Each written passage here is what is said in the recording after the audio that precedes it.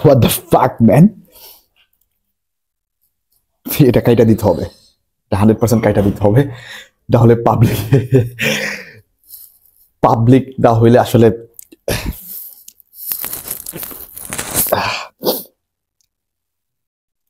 ভাই আমি কেন ইমোশনাল হয়ে যাচ্ছি।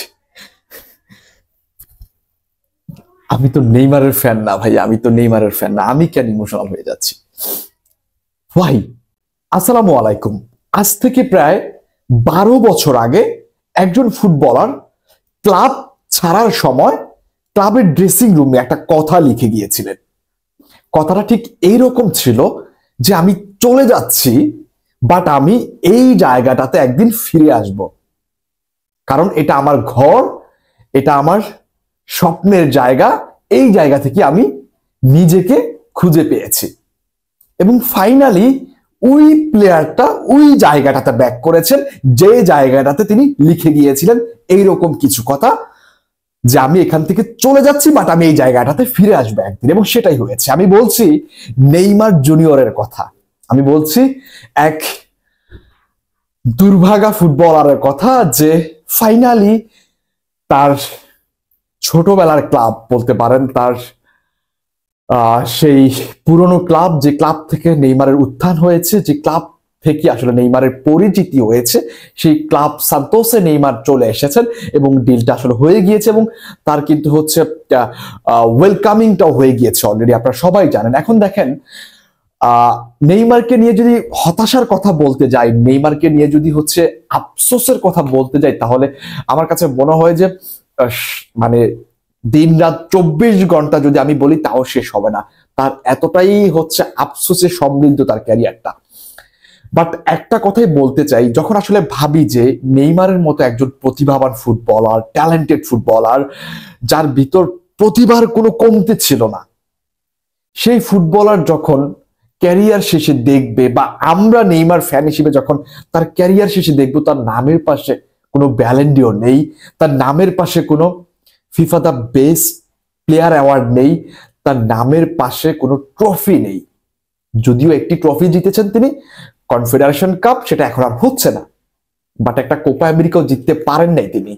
যখন আসলে আমরা ফ্যান হিসেবে এই জিনিসগুলো দেখবো, তখন আমাদের কাছে খারাপ লাগবে যে আমরা এমন একটা প্লেয়ারের ফ্যান ছিলাম, আমরা এমন একটা প্লেয়ারের খেলা দেখতাম, যে প্লেয়ারটা হচ্ছে মেসি, রোনালদোর নামের পাশে থাকতো সব সময়। দেখেন 10টা বছর যদি ফুটবলে আপনি কম্পেয়ার করেন, মেসি, রোনালদোর পাশে কোন প্লেয়ারটাকে আপনি আনছেন? 100% নেইমার।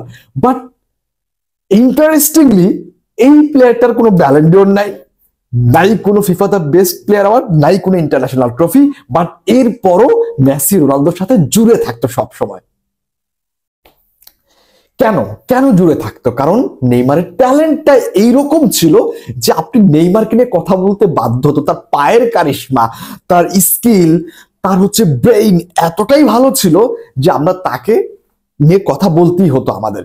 সো কোনো না কোনো দিক থেকে, কোনো না কোনো ভাবে তিনি হচ্ছে আমাদের সামনে চলে আসতো, মেসি, রোনালদোর মাঝখানে ঢুকে যেত, কারণ তার প্রতিভার জন্যই কিন্তু। বাট এই পর্যায়ে এসে আমাদের এখন বলতেই হচ্ছে যে নেইমার তার ক্যারিয়ারের একেবারেই শেষ পর্যায়ে আছে, যেইখান থেকে ইউরোপে ব্যাক করা, ব্যালন ডিওর জেতা, FIFA the best player award নেওয়া আর সম্ভব না। সো একটা প্লেয়ার এত প্রতিভাবান, এত ট্যালেন্টেড ছিল, যার ক্যারিয়ার শেষ হতে চলেছে কোনো পার্সোনাল অ্যাওয়ার্ড ছাড়া।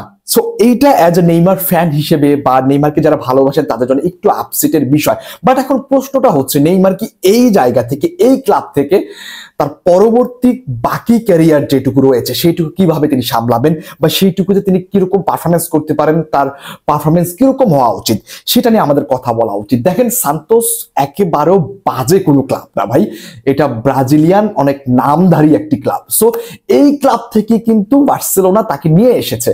সো এই ক্লাব থেকে তার উত্থান হয়েছে। হ্যাঁ, সো এই ক্লাবে থাকলে যে তার পারফরমেন্স আসলে ডাউন হবে, বা তিনি ইন্টারন্যাশনাল পর্যায়ে জাতীয় দলে এসে পারফরমেন্স করতে পারবেন না, যারা এরকমটা ভাবছেন তারা আসলে ভুল ভাবছেন। কারণ এই জায়গা থেকে তিনি চাইলে ভালো পারফরমেন্স করে জাতীয় দলে ব্যাক করতে পারেন। তবে এই জায়গায় তার ইনজুরির কনসার্নটাই কিন্তু বেশি, এইখানে আমাদের আসলে নজর দিতে হবে। দেখেন, তিনি পৃথিবীর সবচাইতে বড় ক্লাবে গিয়েও যদি খেলেন, বাট ইনজুরির সমস্যা যদি থেকে থাকে তাহলে কিন্তু তিনি কোনো জায়গায় পারফরমেন্স করতে পারবেন না।